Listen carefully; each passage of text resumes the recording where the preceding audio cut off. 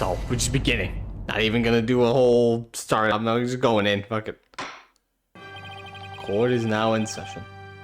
Court is back in session for the trial of Damien Tenma.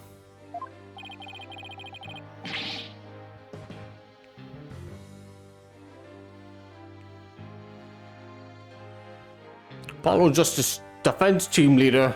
Apollo Justice Defense Team Leader is ready, Your Honor. Team 6 Assistant Defender is ready too, Your Honor. Yes, we perfect. Don't start speaking French, you as well. As chipper as ever, I see, and in French no less. And the prosecution. Dude, you good? That's a nice hawk on your shoulder there.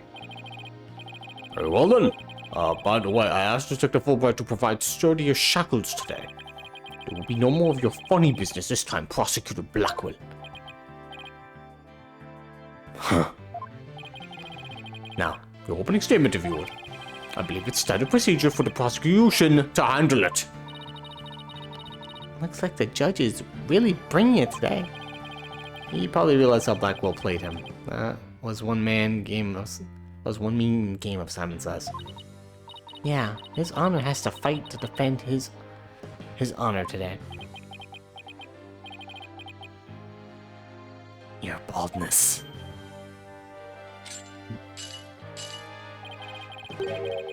It's plain to see that you always dreamed of delivering an epic opening statement. What? Is that what he's going with? Is like, this has been your dream. I have?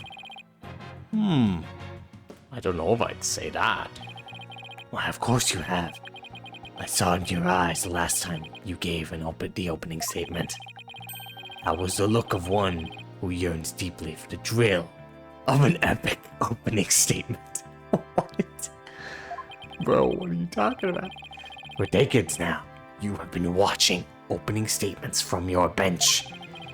They were the crown jewels of the court. The one thing you could not possess. The crown jewels of the court? Now at long last they are within your grasp. Could you possibly refuse? And why do you not want to give an opening statement? Are you just tired? So you don't mind if I do it then? I'll make a special exception. Just this once. Here we go again. Yep, more of Blackwell's mind games. Well, in that case, I think I'm going ahead and make the opening statement myself. In yesterday's session, we learned a shocking truth that the victim Alderman Rex QB was the Amazing Ninetales. We also learned that the Amazing Ninetales was the key figure in the yokai craze and anti-merger protest. It was further revealed that upon learning Rex QB's secret identity, Mayor Damien Tenma murdered him. The fact that the crime took place in a tightly locked room was also brought to light. And the only people in that tightly locked room were the defendant and the victim. The defense proposed the existence of a hypothetical third party, but further investigation revealed no proof of a third party who had escaped the room. Ergo, we must conclude that the evidence against the defendant is, well, conclusive. Alright, let's go home. You gonna say something wrong? That was quite astonishing. You've truly outdone yourself this time. S tier opening statement. Oh. One more thing to boast about to my grandchild. This was not what I expected. This was not an unexpected turn of events. Now then, team's prosecution has called a new witness to testify. The inexplicable yokai evidence left at the scene of the crime. Well, does that not demand some sort of explanation? The feathers and tracks weren't those left by the mayor while he was possessed? That was but an act to protect his daughter. Oh, yes, of course. I suspected as much. Wait, did he actually believe the mayor's award-winning performance? His daughter was the one who planted the yokai evidence. Ergo, the true identity of the yokai in the manor was the manor's maid, Jinxie Tenma. Objection! Objection! The prosecution is engaging in mere conjecture. Huh. Would you care for some witness testimony then? For I am ready to prove that the little scamp is the one behind the Tenma Taro farce. Witness testimony. I'll bet that means Filch and that creep El Bell. Very well then. Bailiff, would you bring the first witness? Do Filch again? I can't believe he's actually here again. Usually we don't get repeating witnesses. Mr. Filch, you made quite a hasty exit yesterday. So that it doesn't happen again today. See that it doesn't happen again today. Been known for my hasty retreat since I was a kid, but a bit of a trademark of mine. Indeed, you managed to give a total of 5 bailiffs the slip. Like those amateurs could ever nab me.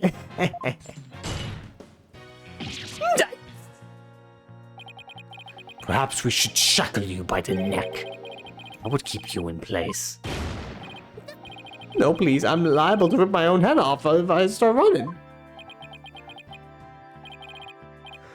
Your statement now. Yes, sir, Mr. Blackhead, sir. He may be the hasty retreat, but there's no escaping Prosecutor Blackwell. Yeah, Blackwell doesn't strike me as a give-up easy type. Now then, Mr. Filch, your testimony, please. Specifically the true nature of the yokai you saw in the manor shortly after the crime.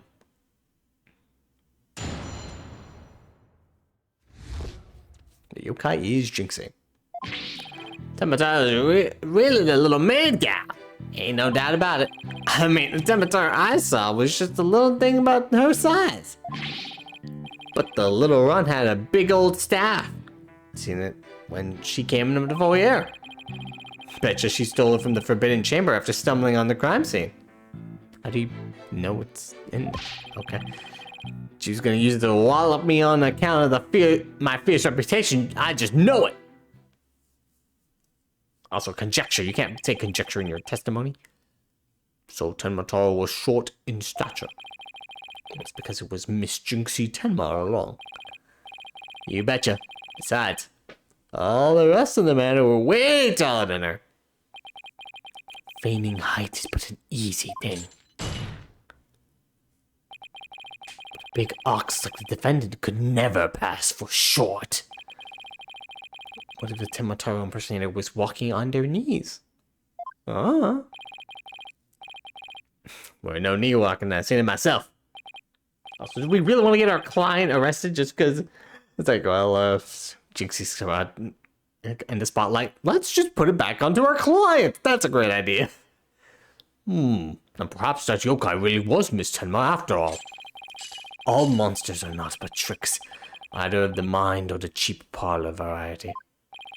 But I guess if we say they were on their knees, then we could also say it was, actually blanking on his name.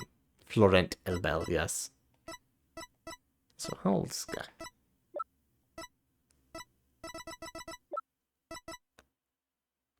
Oh, 28. Which is about a little older than Apollo. So you're saying she created an illusion, like one of those magical eye things? Precisely. Human senses are easily deceived. Take the fellow in the cell next to me. Each night he cries and screams about some ghost he thinks he sees, but in truth, it was simply the janitor. I thought you were gonna say it was simply me. I watch him when he sleeps. Oh, my bird. Oh, Prosecutor Blackwell just gave up the ghost. Literally. The janitor's deathly complexion and all white attire are, no doubt, partially to blame. That and the fact that he constantly mutters about taking vengeance for this or that. Vengeance on what? That actually sounds like a real ghost to me. The ghosts don't exist, Apollo. Silly Apollo. The defense may now cross-examine a witness.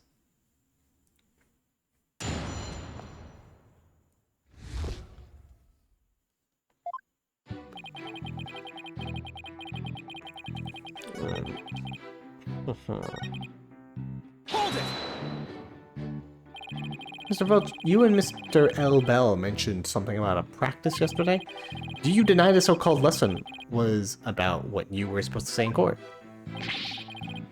No, you got it all wrong. Then could you tell the court exactly what sort of lesson it was? It was, what was it again? I remember math, you know, numbers and stuff. So you want to know what math? About math? What the fuck? He's completely under Blackwell's control too. Anyway, that Demeter was that little maid gal, so what's the difference? Hold it! Little, huh? I think you got a good look at how tall the Demeter impersonator was. You know, after you said there was done. You betcha. I got a habit of sizing people up. I can even give you a primer on how to pull it off. All under the table. Natch. What the fuck is natch? Did you just insult me? I got a knack for figuring out where people's pockets are and how much money they have. I size them up real good before I relieve them of their valuables. You just admitted to being a pickpocket right here in court. So we'll just hold that this Ted Motoro into the foyer. Damn right I do.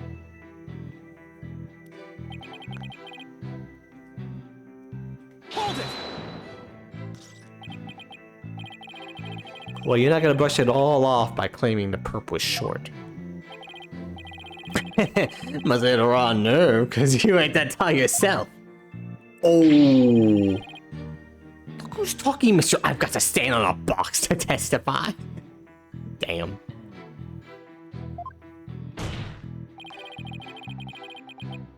Anyway, Mr. Filch, correct me if I'm wrong. But did you say that Tenmatar you saw had a staff? Also, just realized something was off about these camera angles, because every time it looks like the character's looking to the left to talk to Adina. And I was like, oh yeah, we're on the judge's left side this time. Where in the other games, we'd always be on the judge's right side. I do not know why they did that. I guess they were just like, fuck it, why not? Switch perspectives. So that has always been awkward. I was like, why am I always turning to my left to see Adina? Cross my heart, hope to die. I know because they went Jingle on Jangle. And where do you suppose that staff came from? Staff? Well, the Forbidden Chamber. Hold it! I suppose you mean to say that Jinxie Tema entered the Forbidden Chamber to get one. Well, I ain't ever seen a staff like that in the manor, so it had to have been the Forbidden Chamber. Okay, I can't use that as a contradiction. That is a decent enough logic, I guess. Oh, really? The stench of El Bell is stuck in the air today. Jinxie entered the Forbidden Chamber after the incident? Then she took the staff and tried to cover up her actions by pretending to be Temotaro. I guess that's what Filch is trying to say. Could Jinxie have even entered the Forbidden Chamber if she wanted to? There's one thing I was wondering about. Why did the yokai have a staff in the first place? Well, I got my hunches about that.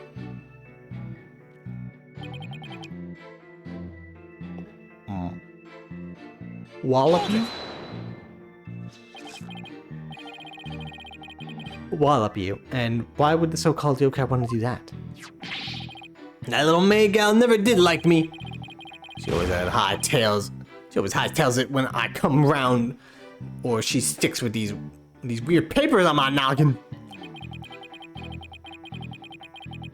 She probably thinks of him as a dreaded Tanuki monster of QB Manor or something. I need to prove that Jinxie isn't Temotaro. But I've got no idea how we're gonna do that. All we have to do is prove that it was impossible for Jinxie to turn into Temotaro. That might be easier than you think. Really? Now's our chance. Our chance to expose the real Temotaro for all to see. I think it's a fourth statement.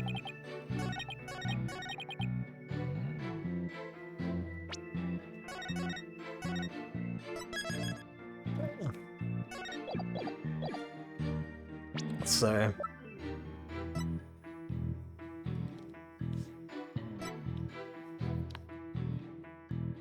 what uses a contradiction?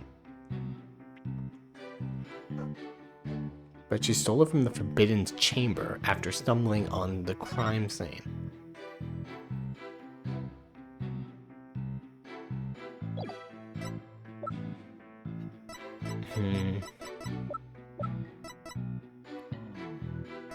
Next Temotaro flying in the air.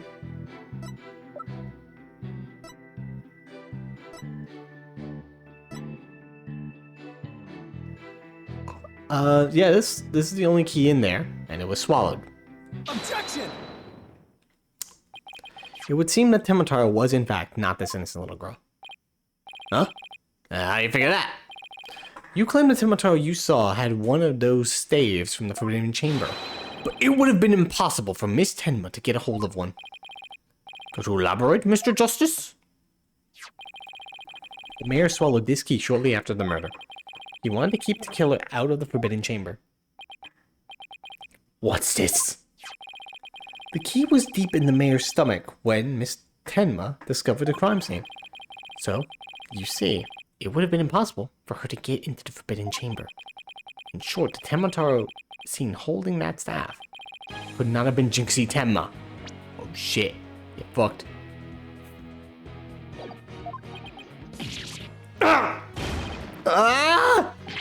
What? Yeah, he spit it out for us. It's fantastic. What? Then who does the defense believe was impersonating Temotaro? Our Temotaro impersonator is none other than Mayor Tenma's Objection! Such accusations beg evidence. Aside from his ghastly appearance, can you prove he was the yokai we seek? Yes, in fact I can. Well, very well, let's see where the defense is going with this. Justice, please show us proof as to the identity of the Temotaro impersonator.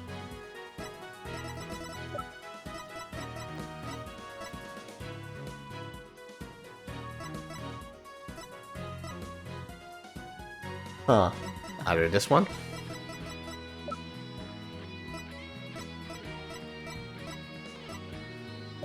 No, we'll go with this one, this hand cream. Take that!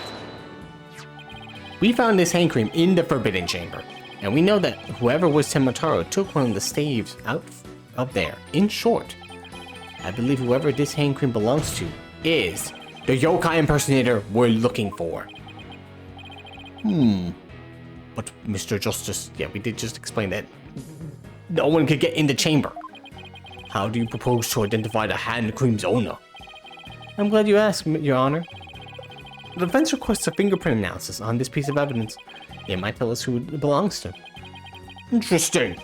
Do you expect to find the yokai's prints there? Very well. I hereby call a short recess while we wait for the fingerprint results. No need for that, Your Baldness. We have the prints of everyone at the manor that day. You called, Prosecutor Blackwell! The boyfriends are back. I think about it, they do look like that one webcomic. I never read it, but that one webcomic of the boyfriends webcomic. The preppy boy and then the goth boy. Can anyone be more weird? Even Apollo thinks so. Fulbright. Analyze this for prints. You have 3 minutes. Your wish is my command. Wow. They're really laying it on, huh?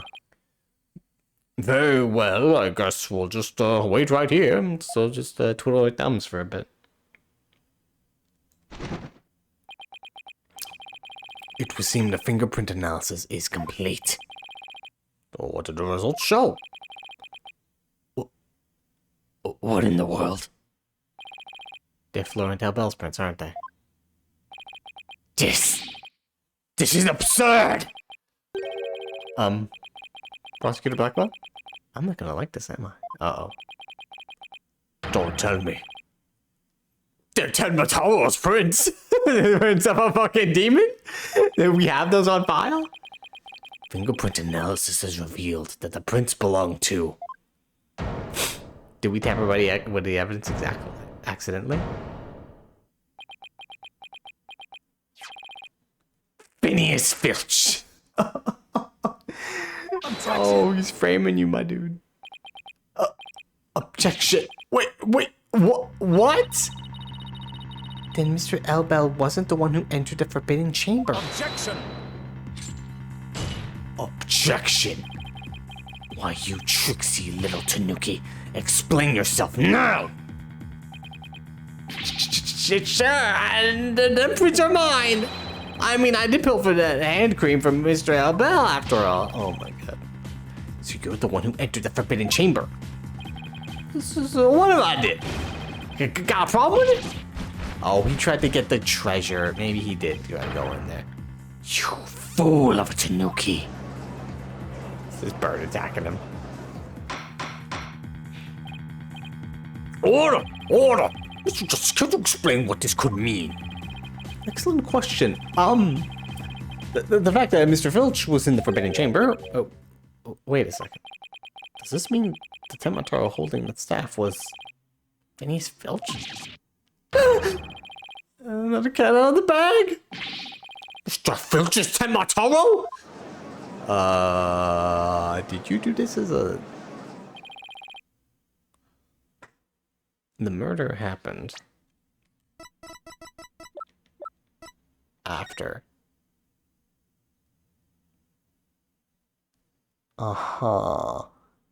When the murder happened, the feathers weren't there. She left, and then the feathers are there. My guess is Elbel, Mr. Elbel. Is that how you say that? Elbel? Not Florent. No, that's his middle-ish last name. Mr. Elbel just did the murder. And I was like, alright, I can't open the door anymore. Damn it. Or something like that. Wanted to open the door? The key was open. How would Florence do that? It was open from the inside, because right as the murder happened, Phineas Filch is like, I don't know what's going on, but I didn't find the treasure. Oh my god, what is happening in here? And it just sees the murder in front of him. And he's dressed as Temataro for some fucking reason. I don't know why. He's, oh, maybe he helps? He'd have to be very tall, though. For the Temataro, parade. When that performance happened. That one I'm not sure. But my guess is he was in there. He got out. Sees a murder happening. He's scared out of his mind. He's like, oh, I'm out of here. Fuck this. And then just opens the door. And then Florence is like, well, but that doesn't explain how he gets in. They can't get through the air vent. It's not possible. I don't understand. But for now, let's just say that Mr. Elbel was in there, does the murder, opens the door. It's like, oh shit. Oh, but how did he hide? How did he hide at the first moment?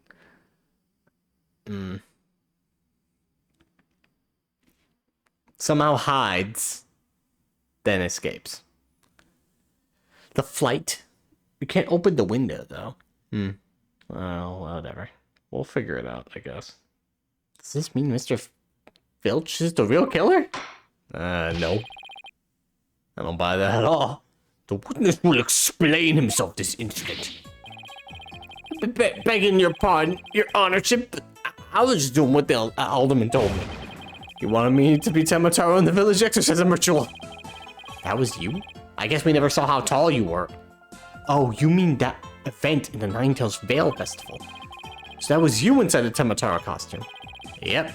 And after the event, I went to watch the pro wrestling program. It bored me to tears on account of the wrestlers being complete jobbers. Damn. So we didn't actually watch the entire wrestling match. And that's when I looked at the Temataro costume and got a great idea. Nobody can tell it's me when I'm wearing it. And because of the superstitions, no matter what I do, the villagers won't say a word. In other words, you use the superstitions to effectively render yourself invisible. What? Why did you want to enter the Forbidden Chamber in the first place? Because of the treasure? Because of the treasure there! I thought that was my big chance to sneak on in and nab it. Treasure? Only that's the greatest get-rich-quick chance in the universe. Grandpappy told me all about it. Says there's amazing treasure there. He went in there not knowing his grandfather had already pilfered it. Yes, that's one tale that didn't get passed down from Grandpappy to grandson. Wait, how exactly did you get into the Forbidden Chamber? There was a meeting in the Fox Chamber that day. Plus the mayor swallowed the only key that could open the Forbidden Chamber's door. You couldn't have possibly gotten in! I could do the air vent in the foyer! There's an air vent in the foyer? Really? There's an air vent in the Forbidden Chamber from the foyer? Oh my god, it's right there. God damn it. Why the fuck? Why do we have an air vent like that? I guess you need air in that place, but Vince left the alderman's picture. I went on in and made a nice little hole. Wait, made a nice little hole? What? I went on in and made a nice little hole. I guess that's how you could describe going into one. I would have assumed you went inside the nice little hole, but whatever. You just have to get into the air duct that leads to the Forbidden Chamber, I did. You what? But how's that even possible? Wait a second. Remember that air vent in the Forbidden Chamber? So Mr. Filch found a way to get in to that air duct. And that's how we got from the foyer vent to the Forbidden Chamber vent. So Tenmataro was nothing more than a cat burglar. Or rather, a tanuki burglar. We're back to being without anyone to charge for the alderman's murder. Looks like our so-called yokai is nothing more than one big troublemaker. Tell me, Mr. Filch, what did you do after fleeing to the foyer? I got that costume right quick. It just caused trouble at that point. And where is that costume now? Heck if I know. It ain't my fault if you never find it. The police searched every nook and cranny. No yokai costume was left in that manor. What if it was tossed outside the manor? Ah!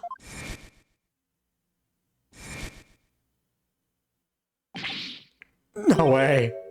But maybe, just maybe, did he toss it in a flue? The defense seems to have hit upon an idea. Well, go on, Mr. Justice. Okay, here's what I think. Mr. Filch, did you get rid of the costume here? Oh god, no, I have to point out something. I hate this type of one. I can't get it.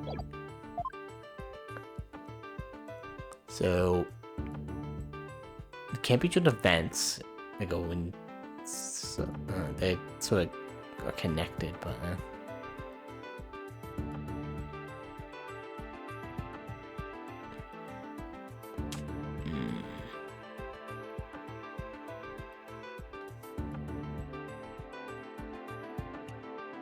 Why did Filch discard the costume? The window. Take that! Did you toss it out the window? Because that would certainly explain why it didn't turn up inside the manor. You think I tossed it out the window? That costume cost me a pretty penny. Why would I do something like that? I can think of a few reasons. Any bright ideas, Apollo? Well, assuming the costume really was tossed out from the window, then the next question would be, what happened to it after that? And if I'm right, I might have just thing to prove what happened to the costume. Phineas Filch, I have just the evidence for you. You do? This evidence proves you got rid of your Tamataro costume through the window. Either the special edition diagram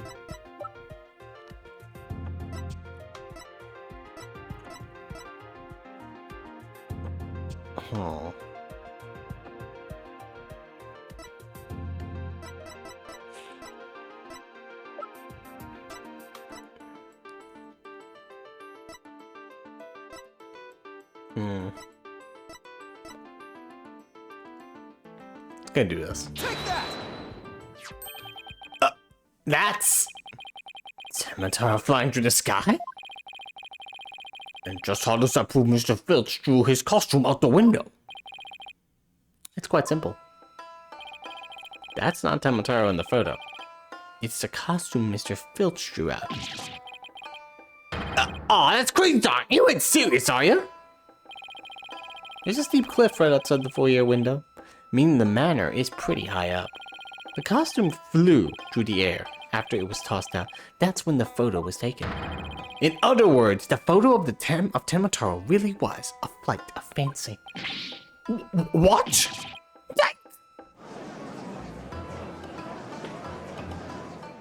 Truly crazy. Oh my, so there really never was a yokai. Aw, I can't keep any of them cats bagged. I still file a claim for the lost costume?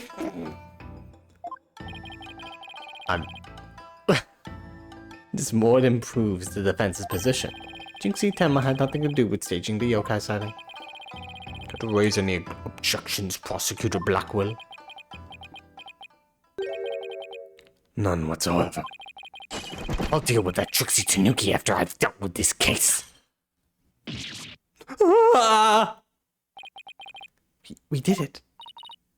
Good going. Now all we have to do is make Florent Albel take this. Objection! Objection! Sheathing the sword a bit early, are we not? Huh? Nothing has proven beyond a doubt that this Trixie little Tanuki, for instance, how do you suppose he was able to exit the Forbidden Chamber? Probably the same way he got in, through the chamber's air vent. And one of the feathers and tracks at the scene of the crime, they would suggest that the Tanuki exited through the chamber door, not the air vent. Objection! Objection. But the Forbidden Chamber doesn't open from the inside. So what you're saying makes no sense, right? Huh. Someone on the outside opened the door for you. Isn't that right? Yep. That's right. Mr. Blackjack. The door suddenly sprung right open. Hold it. Sprung right open.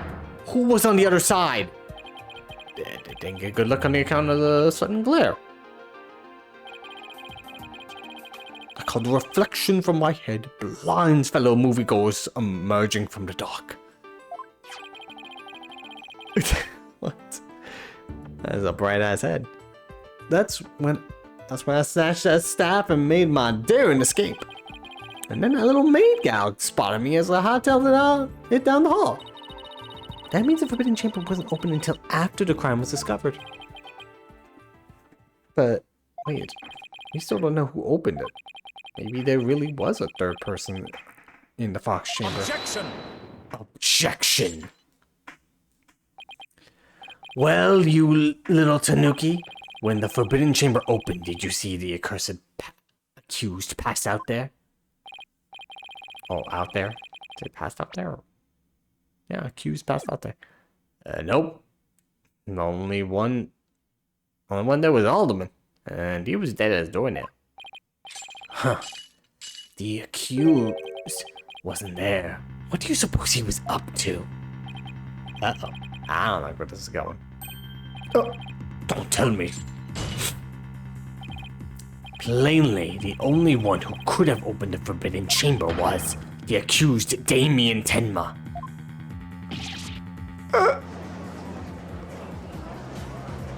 Hold it! Hold it! Wait a second. There had to have been somebody else besides Mayor Tenma there. Really? And who might that be? Well, that would be... Objection! Objection. It seems our feisty little lass has forgotten the most important thing. Evidence. I didn't forget. I was just testing your attention to details. Miss Sykes, you can't prove your point without proof of some sort. It's a proven fact. Prove it.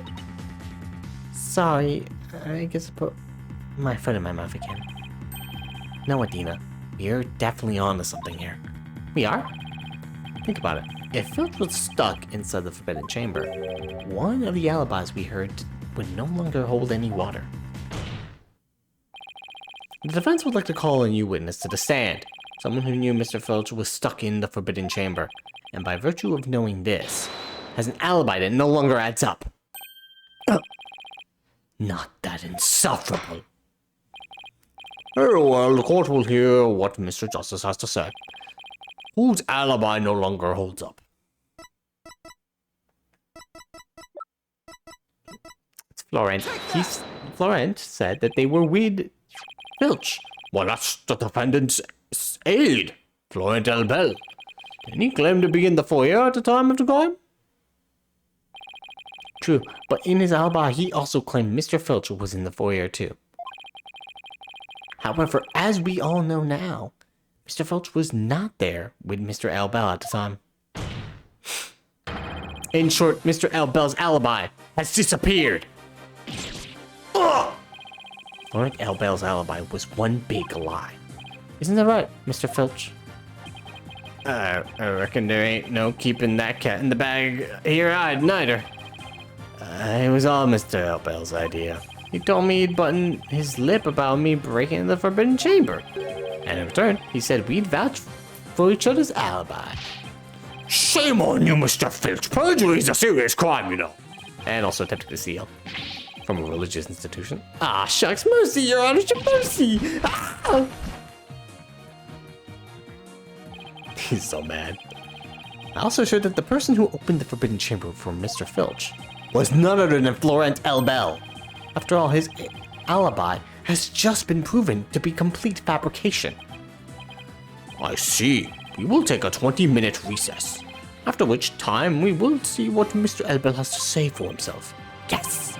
We're finally going to drag that slippery snake onto the sand. In the meantime, the prosecution will question Mr. Albel about these new allegations. Recess.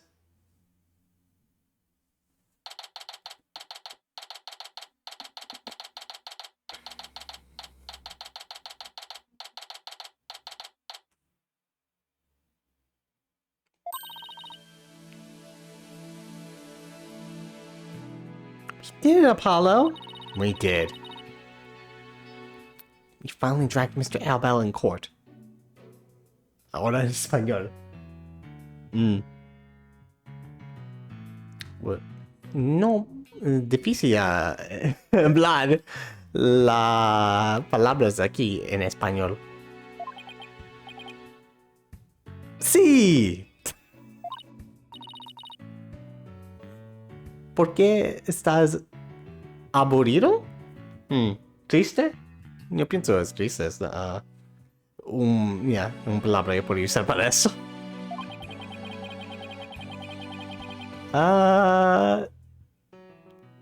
Hay una cosa importante. No tenemos. Y Blackwell. ¿Cómo yo puedo decir eso? Yo no sé esas palabras. Pero, yeah. And that is our time. Thank you very much for our very attentive Spanish. How do I say counterattack in Spanish? Plus, Prosecutor Blackwell is bound to mount a counterattack. The long face could just be another way to say, I say why long face is probably another way to say you're sad. Which is just triste, I believe. O aburrido. To mount a counterattack. What a phrase. You really are a worrywart, aren't you? It'll be fine. Thank you. I did my best. That mystery figure who opened the Forbidden Chamber for Mr. Filch had to have been Florent Albel. I know, but that's not what's bugging me. I wish I could put my finger on it, though. Anyway, the big showdown with Mr. Albel is up next, so cheer up, Apollo. Oh, we're already going.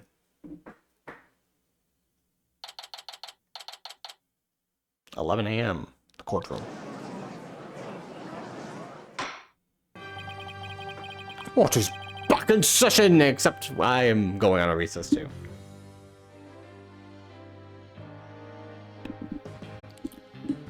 Get a little snack. All right, we're back. Back in session. Our next witness is this guy. Oh, it's our green hair. Wow. Freddy would be proud. Yes, I'm acting on behalf of the mayor in this very important matter. It seems the witness is predisposed at the moment. Surely you jest. I will hold you to your promise. Remember that. Put the fucking phones down! Oh, my deepest apologies. This is Florent L. Bell, personal aide to Mayor Denma, or should I say, the accused. Ouch. The poor mayor hasn't suffered enough. This poor mayor. Well, what business do you have with me? I'm a very busy man, so let's make this as brief as possible as I munch on these strawberries.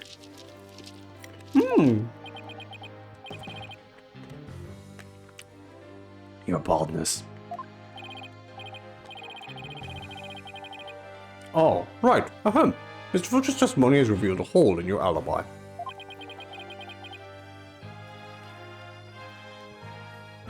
And for this reason, he was suspected of having some sort of connection with the case at hand. To think I'd be associated with this entire lurid affair. Well, I'm not. So may I go now? I have very important matters to attend to. Objection! I don't think so, Mr. L. Bell. Do you realize what a serious crime you've committed?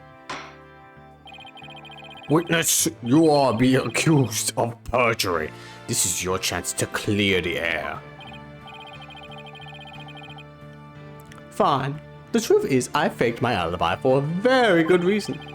The mayor was so obviously the killer, so I created a fake alibi to confuse him better. What? Are you suggesting that you helped the mayor by faking your alibi? Is that what your suggestion is? You see, as his personal aide, I felt I had to protect him. Sorry. You think this is funny? Well, your alibi, you're a suspect too. What were you really doing at the time of the crime? Peasant. How dare you accuse me? One of the most beautiful objection. Stop stalling and tell the court what you were really doing at the time of the crime. Silence! Silence. Oh, everyone was silent. Enough jabbering. Swords have been drawn. The time for talk is past. Swords? What swords? I kept those in my pants, sir. This is a duel to the death. The fate of the accused rests in our hands. Begone, ye of cowardly hearts! The battlefield have no place for ye! Did you just break them again? Oh my. Spare me, please! Ah! Seems like he'll keep doing this. So much for sturdier shackles. Damn it! Those chains hindered my vow that heads would roll this day. This keeps getting your head on in court. Whole new meeting. Oh, keeping your head on in court. Will the witness please deliver the accused death knell? You know what I speak. Most certainly. His goose is already cooked. Time to stick a fork in him. Oh man, not the cook jokes. Whatever he has to say can't be good. As I told Prosecutor Blackwell during the recess, I rushed right over to the fox chamber when I heard little Jinxie scream. What? Then, drum roll please. There. I've given you a drum roll.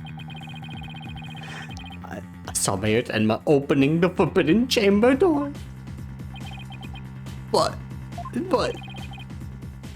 There you have it. Okay, let's go home. The mystery man who opened the chamber door as witness one by one Phineas Filch. It was accused. There was never any third party. Oh, and that's not all. So your idea is you saw me open. Okay.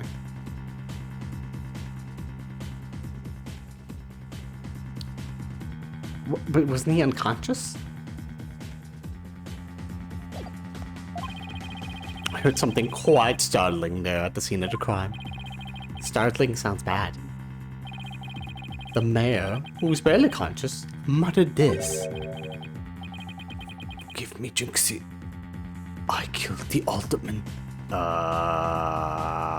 Shit. He's confused. That's right. The mayor actually confessed to the murder right then and there. We're sweating. We're just like, fuck. This isn't good. He confessed?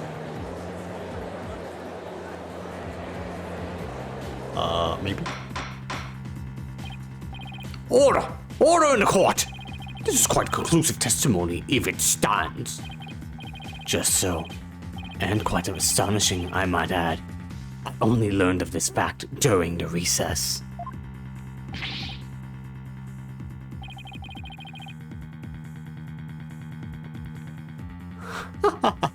I just love surprises. Don't you? That's why I saved the best for last. Consider it a gift from me to you. No way. I don't believe it. Mr. Elbel heard the mayor confess? Because he was there.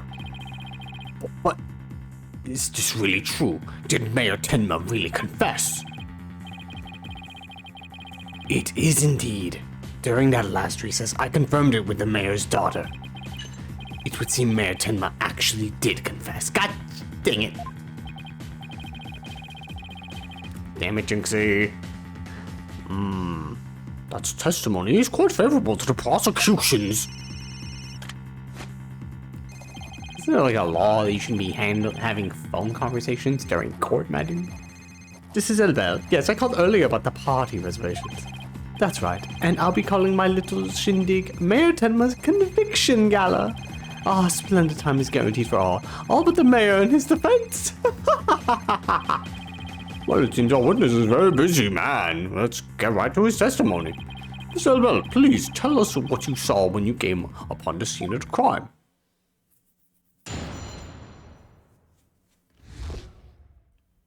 What did you see, Elbel? I was in the hallway hiding in the shadows. That's when I heard the confession. Upon learning of her father's crime, little Jinxie fled without ever noticing me. Immediately after that, the mayor came to, stood up, and opened the forbidden chamber. As I ran in terror, the demon emerged from the prison.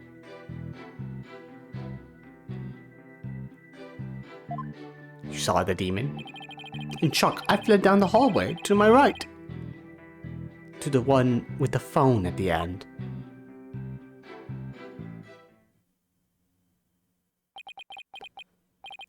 I must say, this is a shocking revelation. Quite unexpected. That the defendant actually confessed then and there to his crime. Perhaps the guilt was too much to bear. He confided with his daughter. Did you realize you should not have withheld such crucial testimony from the court? Once again, sorry. It's just I feared being accused if I mentioned coming upon the most unpleasant scene. Why did the mayor's confession have to be brought up by this guy? We better do something before the jungle declares Say jungle? What? The judge declares the mayor guilty. I thought she was like referring to the jungle of the courtroom. Like they're all gonna declare him guilty. Just go rabid. As a death row inmate once told me in years gone by, there is a time to fight, and a time to yield, a time to live, and a time to die. He's laying it on real dick now. The defense may now cross-examine the witness.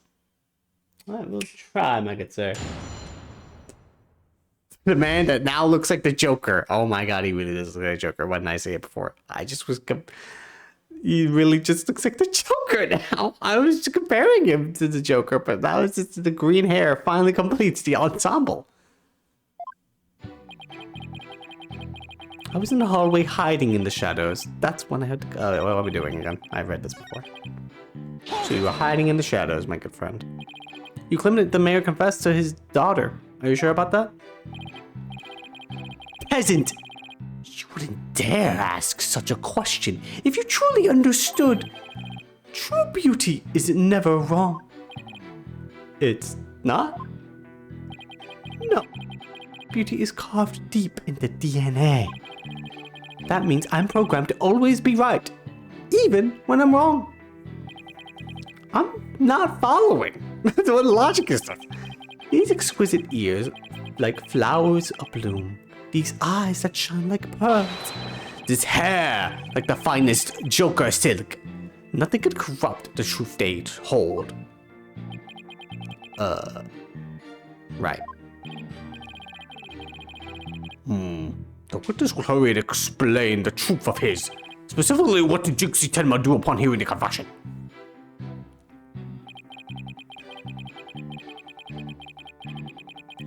Hold it! Led, without ever noticing me.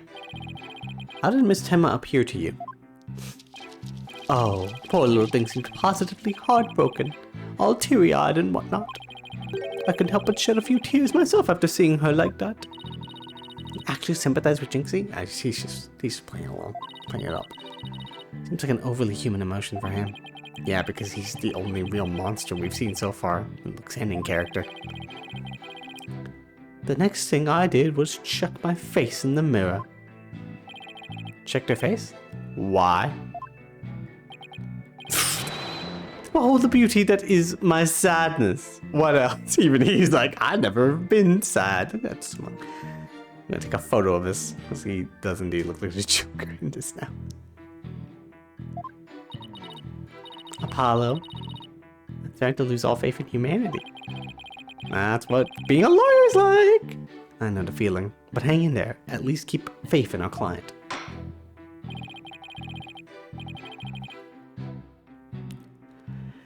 Let's keep this moving, shall we? What happened next?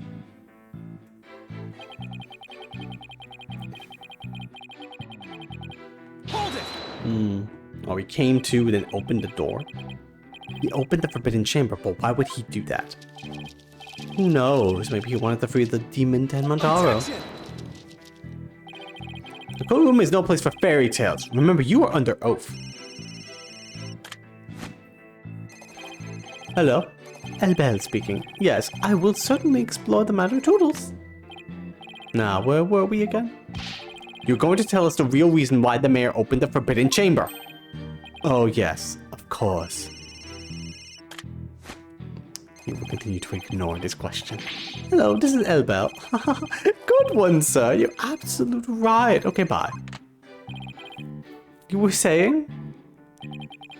Never mind. This is a waste of time. He's just gonna tell more lies. The witness will focus on his testimony, not his phone calls. Now tell the court what you did after you saw the mayor open the forbidden chamber. Well, after that...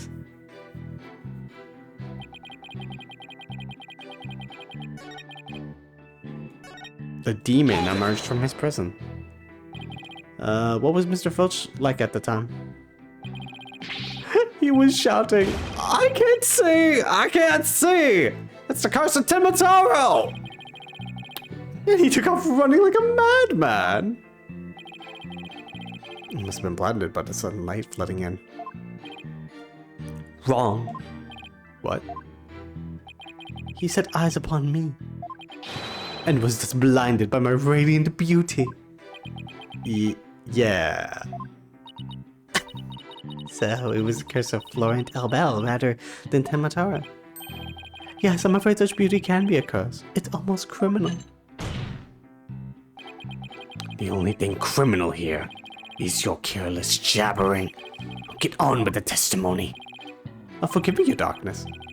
Let's see. Oh yes, I fled for dear life from Tenmataro and... phone at the end.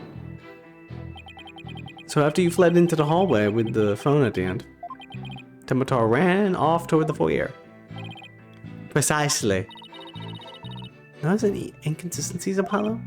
Well, Jinxie also saw Tenmataro, right? She did. She said they passed each other in the hall after she made the call to the police. What if Elbel fled down... Well, if Elbel fled down the hall where that phone is, Jinxie would have seen him when she was returning from making her call. Alright. And if she saw him, she would have definitely asked him for help. She did mention how she didn't see anybody there, so... Right, it just doesn't make any sense. Time to review the evidence. We don't find any way to poke a hole in his testimony. Mayor Tenma's good as guilty! It's bad, very bad. We need to find an inconsistency, a mistake, some kind of conflict. It's all over if we can't find a flaw in the prosecution's case. Okay, so there's no pressing at all. Hiding in the shadows in the hallway. Which, don't know how you're able to do that. Maybe we could use a diagram? It's possible we could do that.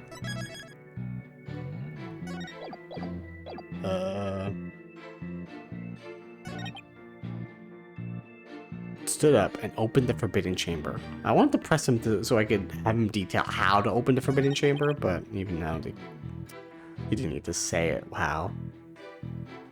I mean, he could have, I guess.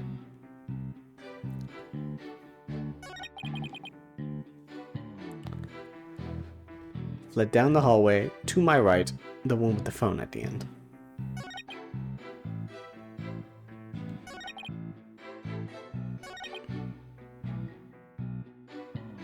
Without ever noticing me.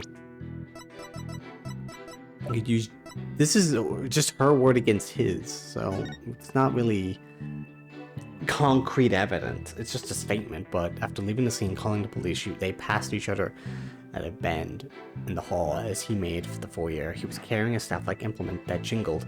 She wouldn't call for help because there was no one else in the hall. I mean, we could just use it anyway, but I don't think it's... I mean, we could use a statement as a concrete evidence? I don't know about that. It'd be very weird if this works. Objection! Okay, no, it didn't work at all. Reject you on personal grounds.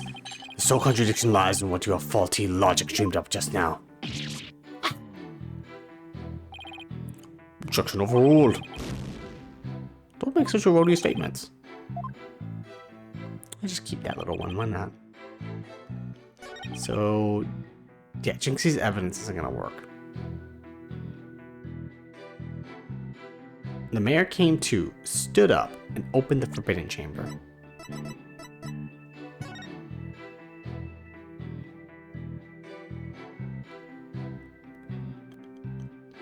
He swallowed the key, didn't he? The key that the mayor took from the killer and swallowed. There's only one of its kind. Can I examine this? Can I examine a lot of other things? Can't examine the evidence anymore.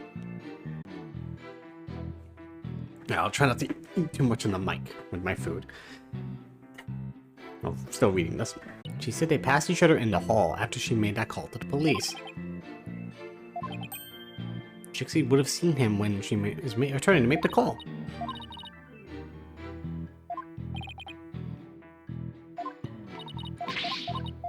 Okay, so I guess it was that. Did I not just notice it? Maybe her statement works on this and I just put it on the wrong statement. Objection! It was! Oh my god, it was here forever! I'm editing all that out. Let me just put something in here so I can remember. I'm putting that there so I can remember to edit that out because that was ridiculous. I'm so dumb.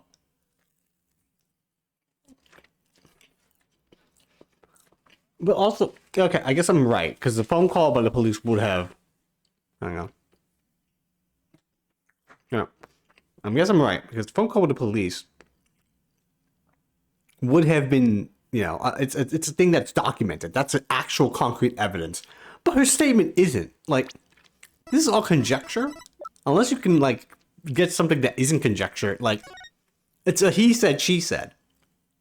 So this isn't really that concrete, but let's see how they explain it. Maybe there's a way to sort of, you know, make it work. Sure. The big thing is the phone call to the police, because that's literally a documented event. And they have it on file somewhere, right? Florent Albel, you're lying about having witnessed these events from the hallway. What on earth do you mean? Is killer to fill the rest of us in, Mr. Justice? If Mr. Albel had really fled down to the hall with the phone in it, he would have crossed paths with Miss Tenma. What's this? After she discovered the crime scene, she immediately went to call the police. Then after making her call, she went back to the main hallway, whereupon she encountered the demon, yokai, or whatever you want to call it. Man in a suit.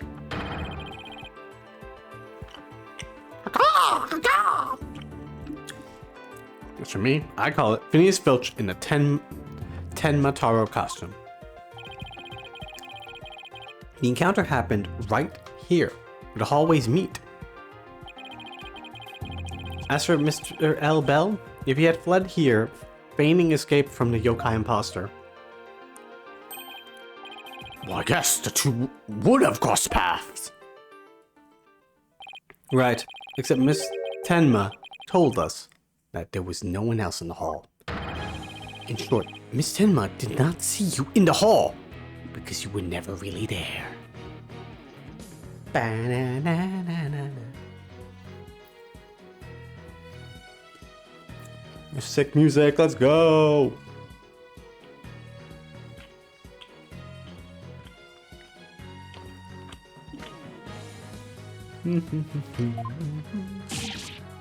Ah! My beautiful eyes! Not so fabulous scent now, is it? But Mr. Justice, the witness also stated that he heard the mayor confess. And he was lying about hearing the confession from the hall. And where was he when he heard it? Inside the Fox Chamber. Where else? But isn't that within the very crime scene? It is, Your Honor. And that means he's not really a witness. Rather, he's the third party I've been alleging this whole time.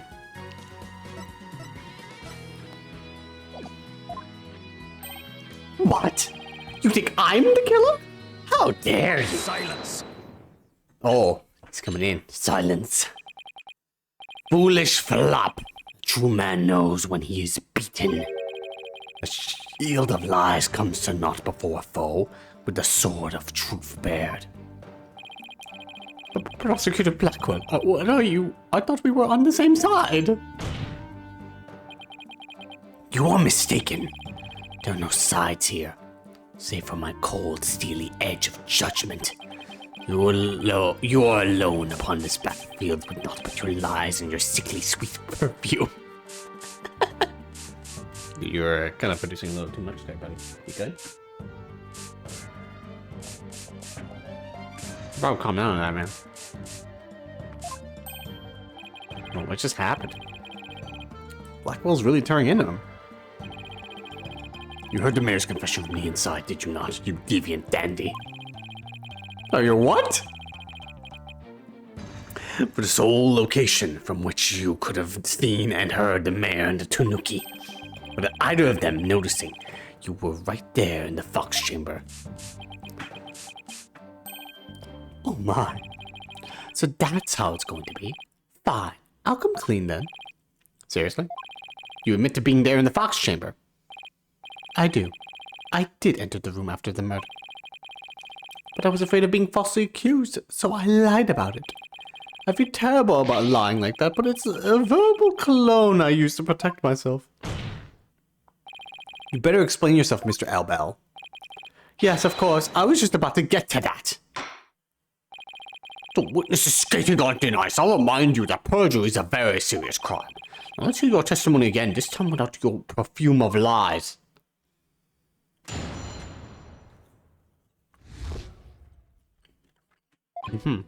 I did enter the Fox chamber after the murder.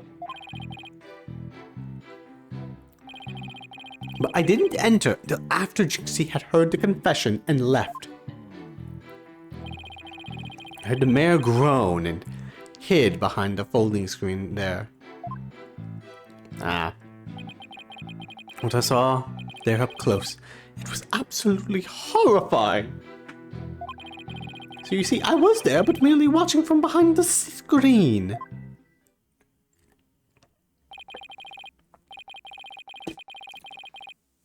From behind the screen? Why, yes, I believe you wouldn't be spotted if you were there. Just so he could see everything without being spotted by the victim or the Tanuki Filch. Suffice it to say, he was a mere witness to the events rather than an actual third party. This guy's as slippery as an eel. Apollo, you think he's telling the truth? Well, he was in the Fox chamber, so at least that much must be true. The front may cross-examine our slightly voyeuristic witness. Why add that part to it?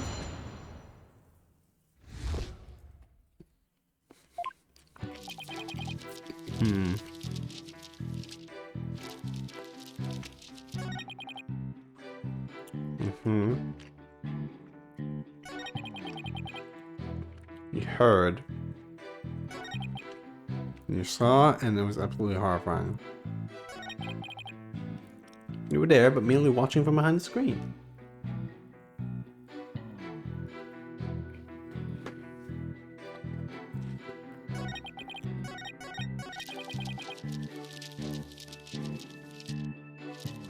Alright, just start pressing some things and hopefully we get something. Why in the world would you enter that grisly crime scene? It's like, oh man, a crime scene. Let's go inside. It's like call the cops or anything. Why? Because I was worried sick.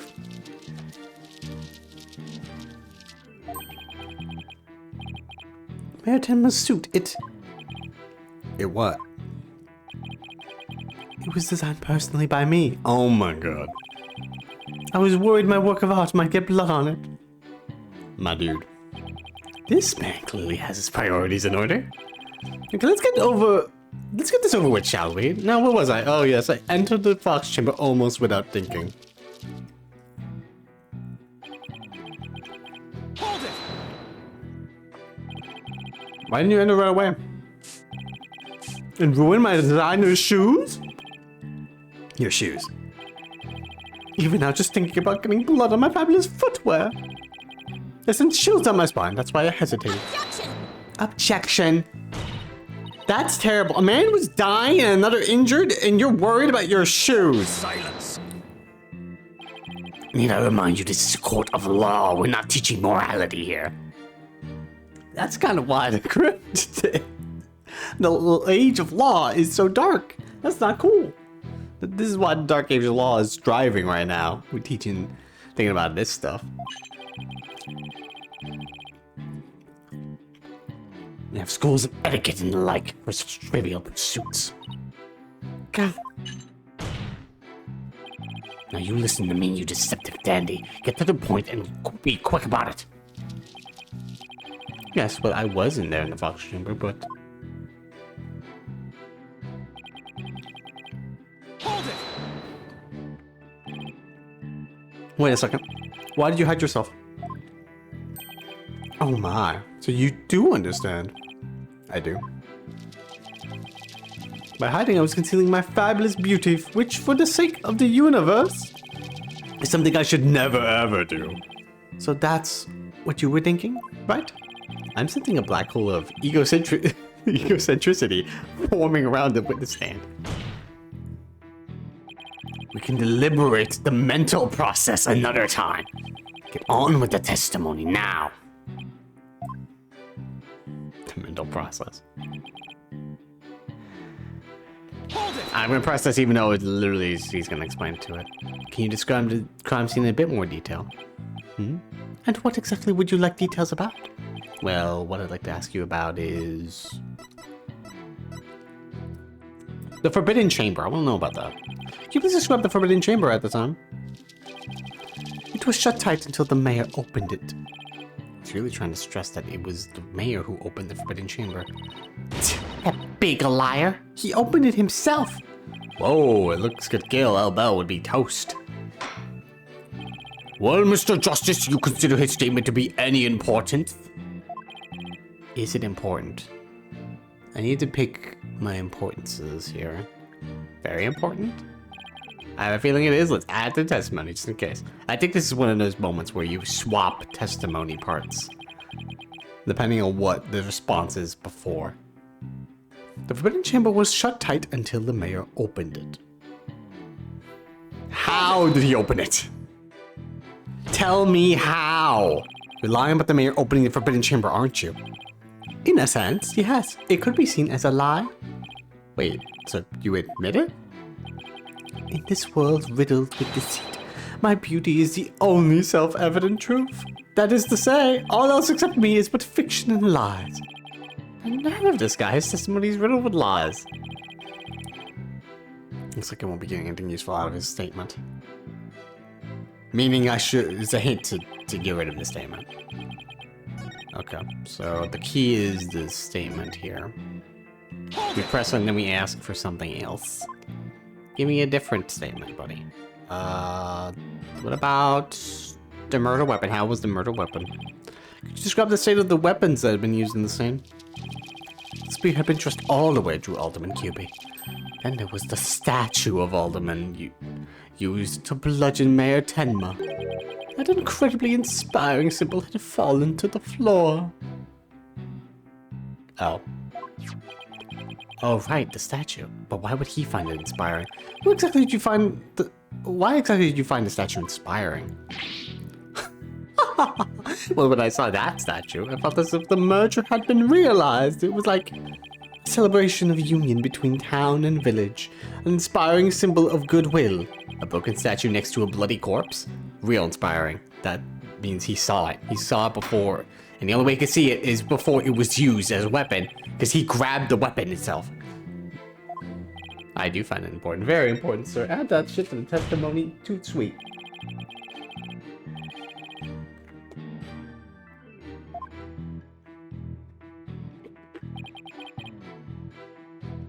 It was a token of goodwill celebrating the municipal merger. Objection! Objection! Eliza finally betrayed you, Mr. Elbel. What possibly could you mean? You said the statue was like a celebration of union between town and village. Is that correct? It is indeed, but what of it? The two yokai are joining hands in goodwill. It's as if they were celebrating the municipal merger.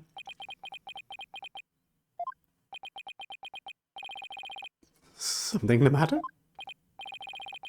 So how did you really know that this statue was meant to be a symbol of goodwill again? What? Justice, don't explain yourself. And make it quick. Alright. This statue was meant to symbolize goodwill in its original form. But that was a secret. A secret? Whatever do you mean? What I mean is that it broke when someone used it to strike Mayor Tenma on the head. What's left clearly makes it look like two yokai are battling it out. The statue's secret and its true form were lost inside that locked room. For Miss Tenma is the only living soul who should know what it once looked like. So Mr. Albel, where could you have possibly seen the statue in its original form? Where? The only possible answer is this. You saw the statue in its original form. Right there in the room where the alderman was murdered before it was broken. How dare you? Mr. Justice, are you accusing the witness of some sort of crime? Of course I am. We always do this. Yes, I am. Laurent L. Bell, I accuse you of the murder of Alderman Rex Cuby.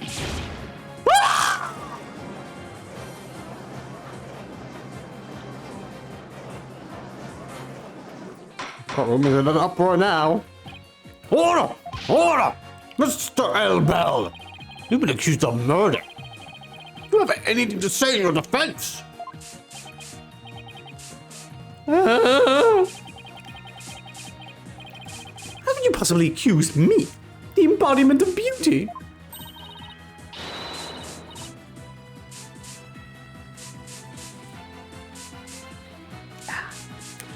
Way to go, Apollo. This is the conclusive evidence we needed. Magnifico! We've got you now. We know you killed the alderman. Now admit it! Silence. Silence. You know, we're over here, you know that, right? Enough of your silly games, Justice Dono. This prancing peacock could not possibly be the killer. Said whoops, that's not what I'm reading. Objection! Objection! What are you talking about? His alibi is already crumbled to dust, and I just proved that he was in the Fox chamber while it was still locked tight. Why could he have not seen the statue in its true form before the murder? After all, he was close friends with the alderman. Ergo. Yes, that's right. I clearly remember it now. Alderman Cuby told me about it.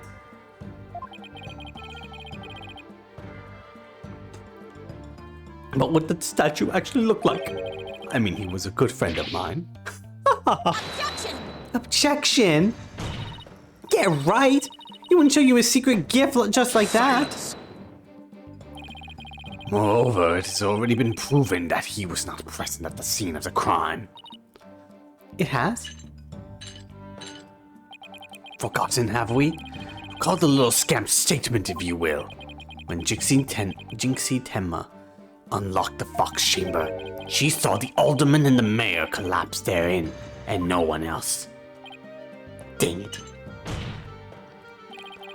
The fact is, it was you two who made that apparent in yesterday's court session. Thus, Florent L. Bell could not possibly have been in the locked room. No! Ah!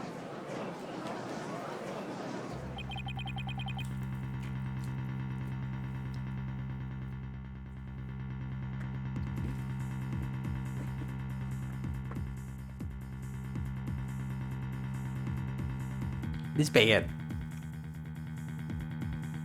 This pizza is good, but this is bad.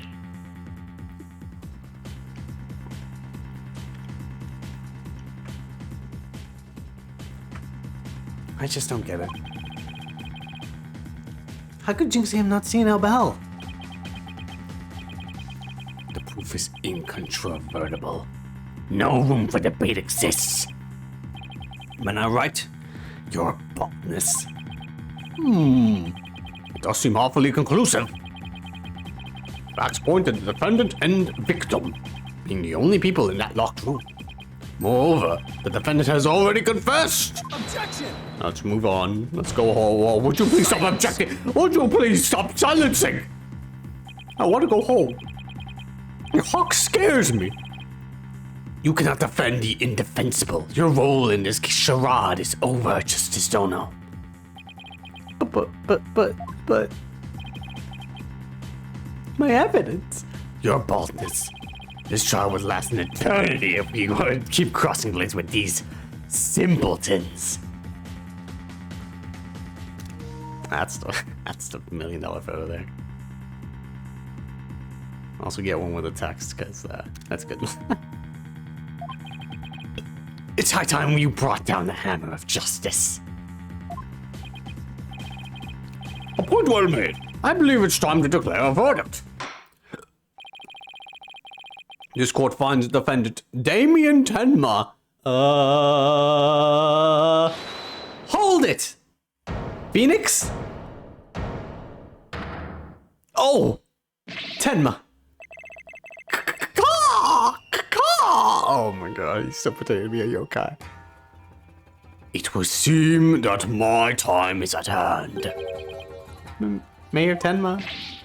Counselor, there is a matter to which I must testify.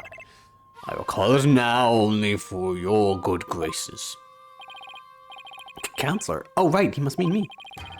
Does he finally remember what happened before the blow to his head?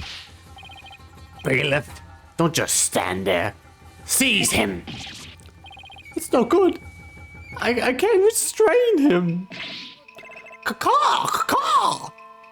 Know me in despair, for I am Tenma Taro, Dark Lord of the Yokai. I have mastered all the Final Fantasy XIV yokai minions and weapons. Mr. Justice, do something! Since when am I responsible for court security? No? Oh, this is our chance. We might get some new information out of him. Your Honor, seeing as our client has something new to say, I believe due process demands that we hear him out, even if he is a yokai. Well, we did hear from a ghost at one time, so, sure, why not? Fuck it. Still, I believe testimony by a yokai is unprecedented in the legal world. We heard from a ghost. What is the difference between ghosts and yokai? Aren't they ghosts? Is the game using a wrong definition of yokai? Hang on, I'll have to Google this.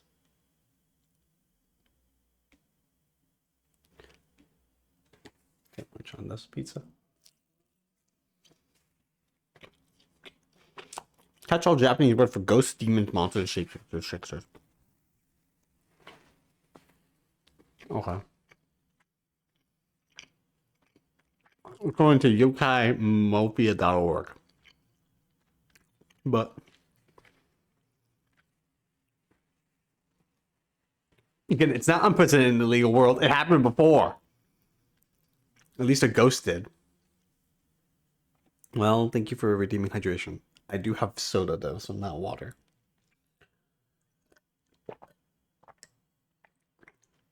When this finishes, I'll get water later.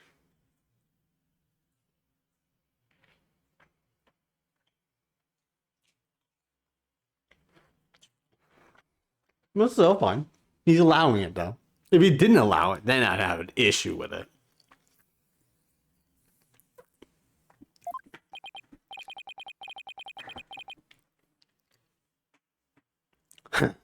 Unprecedented and absurdity, more like.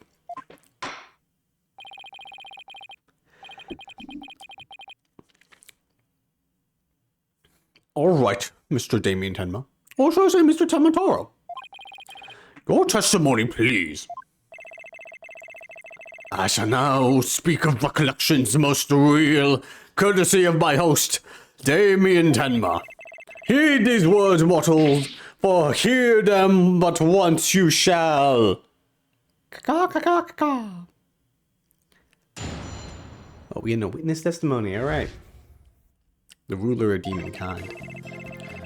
Barely conscious was Damien, there amid the darkness. Suddenly, two yokai did appear. On one side, I, Tenmataro, ruler of demon kind. And on the other, my mortal enemy, the nine-tailed fox. What?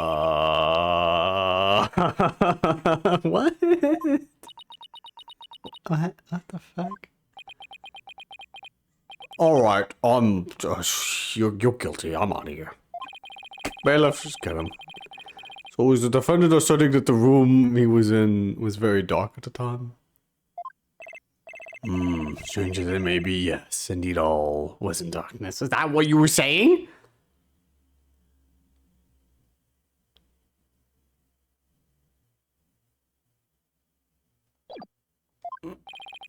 And the part about Tenmataro and the nine-tailed fox being there? Yes, that's true. Tenmataro towered overhead. The nine-tailed fox glittered gold. But You're Tenmataro. I call animal abuse, Your Honor! It's more like animal abusing you, but okay. It would seem the defendant's recollections are not to be trusted. This man doesn't even know who the fuck he is. He keeps calling himself a fucking yokai. I don't know. Yes, well, truth be told, my host's recollections are still a bit fuzzy. Must have half dreamt that a happening lingers in his mind. Apollo, maybe I can help here. Oh, yes, that's right. Yeah, please try to help here. Really? Oh, you mean, yeah, your mechanic. Yeah, I can hear it, the discord in his heart. There's an unusual emotion in the mayor's memory of the event. Okay, I just hope our findings don't come back to haunt us again.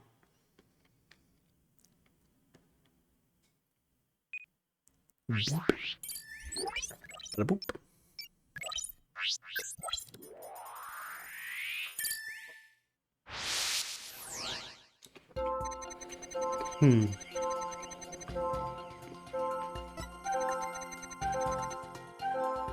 Well, this checks out. Still sad. Happy?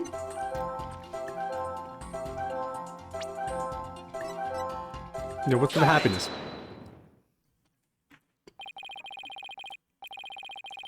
When the Until Fox appeared, you do not only experience shock and sadness, also something like joy as well.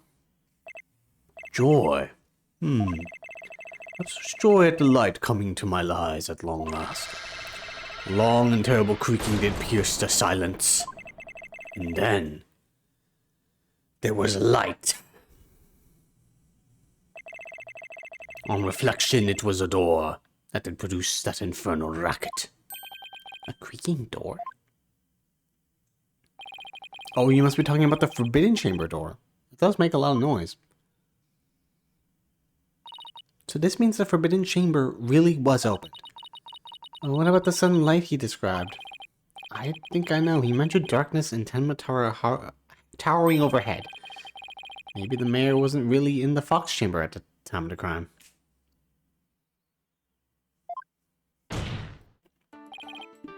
Mr. Mayor, did the darkness that you were in happen to be here? Okay, let's see where Apollo points us to.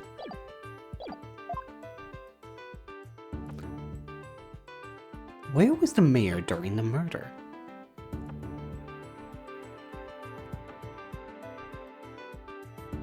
Wait.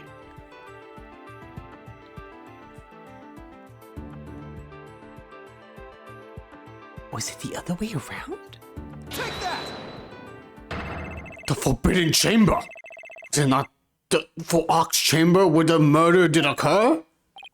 Yes, but it all makes sense if you were in the Forbidden Chamber. What? That terrible creaking sound was probably the Forbidden Chamber's door opening. And the towering Tenmataro you saw, most likely, was the Forbidden Chamber's statue. Well, why yes, that would explain it. The darkness and the staff and the demon's grasp.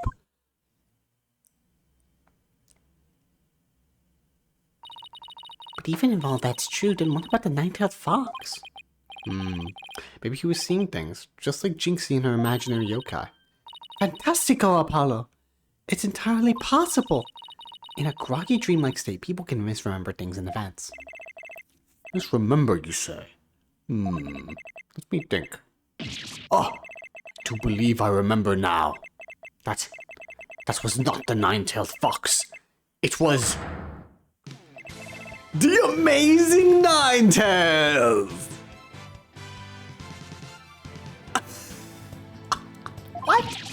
What?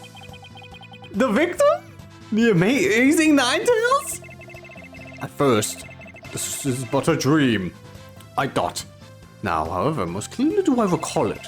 'Twas the amazing Ninetales who did open the Forbidden Chamber's door. It still has some noise, but... okay. I'm sorry, I asked. The amazing Ninetales? But that was the victim, Ultimate QB, right? It was either someone else was dressed in the Ninetales outfit, or... her murderer was? Yeah, why would he open the forbidden chamber? Wasn't he trying to keep it sealed? Never mind that. This is completely new information. Let me enter it and run an update.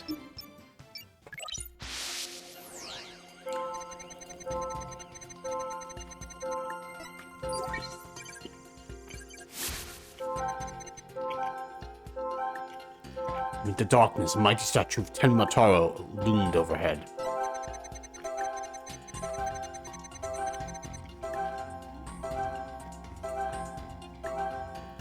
Shaft of Life did pierce the gloom.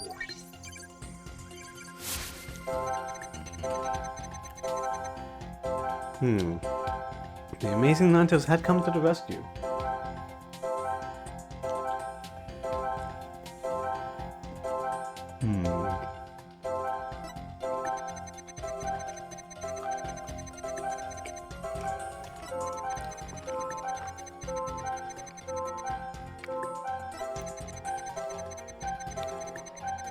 He's no longer scared.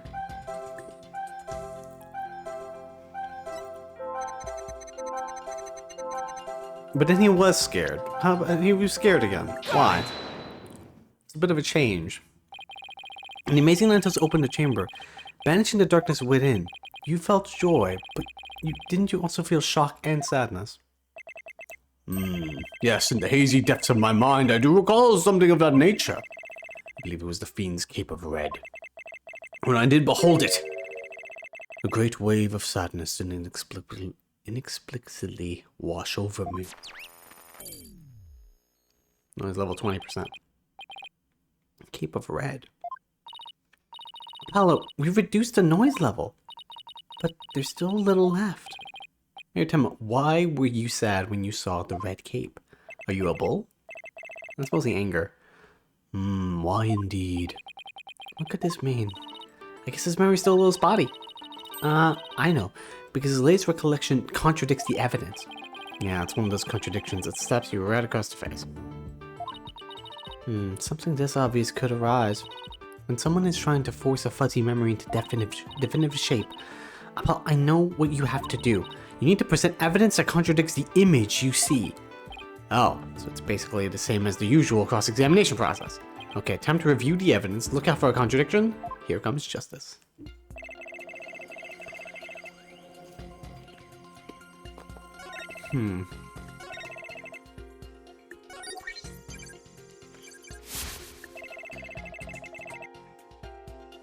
Cape of Red.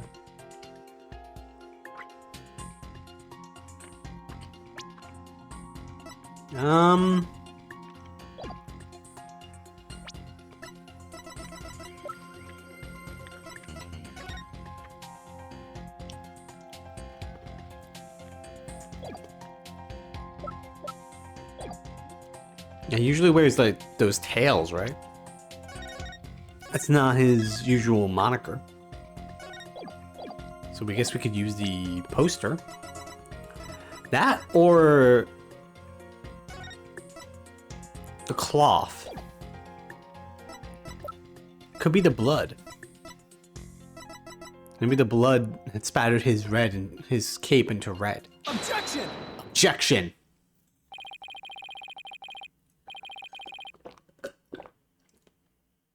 You said the Amazing Ninetales' cape was red. Are you sure about that? Yes, well, I do believe it was a red cape I saw, but... Mayor Tenma, does this cape look red to you? Oh!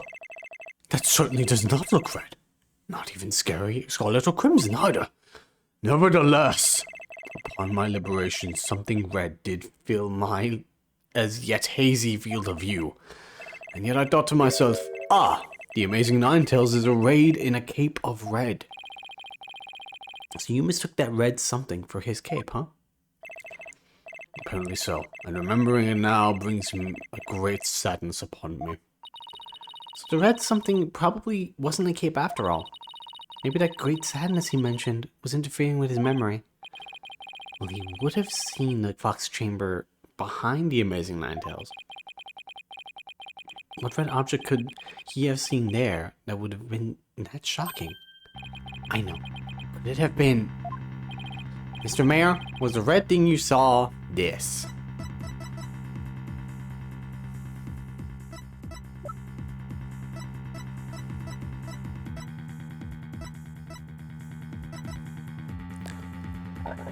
Hair color that washes out with water.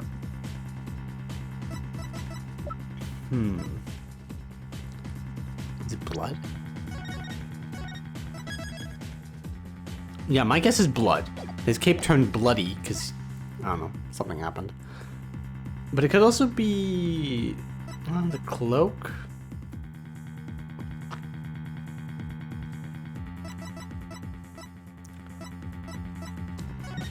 Yeah, the cloak is red, so maybe you have that.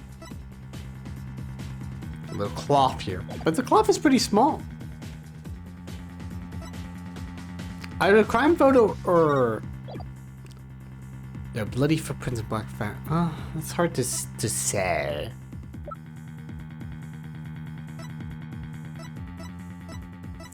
This also could be like, did he dye it red for some reason? Why would he do that?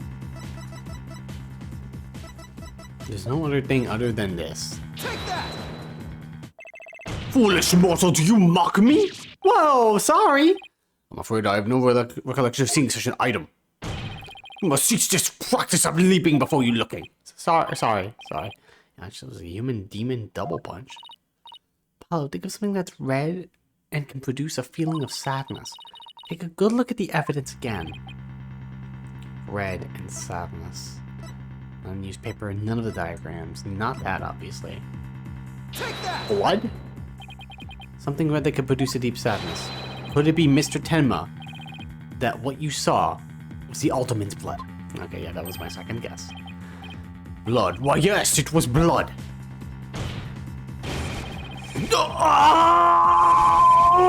Oh, he's remembering! Blast! It's all coming back to me now.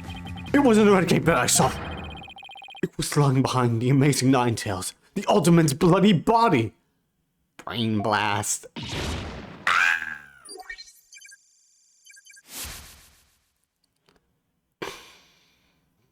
So he was.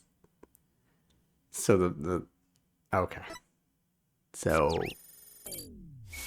yeah. Bye.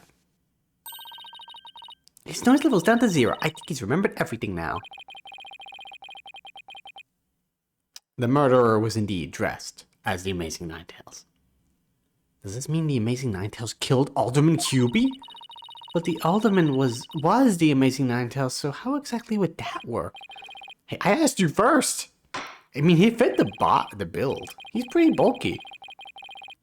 Well, Mr. Justice, you sure know how to make a complicated matter even more complicated. True, but at the time of the crime, our client was in the Forbidden Chamber. Moreover... Silence. Hoy, don't you think that's strange? The little scamp has already confirmed her father to be in the Fox Chamber, but she said naught about seeing the Amazing Ninetales there. You just had to bring that up, didn't you? Jinxie didn't see El Bell there either. It's so weird. Who really was in that room? Would the defense care to share any theories with the court? Can you explain the inconsistency between the defendant's testimony and his daughter's? Yes, I can. It took place at 2 different times. Yes, of course. I can explain it, because if I don't, we're in serious trouble.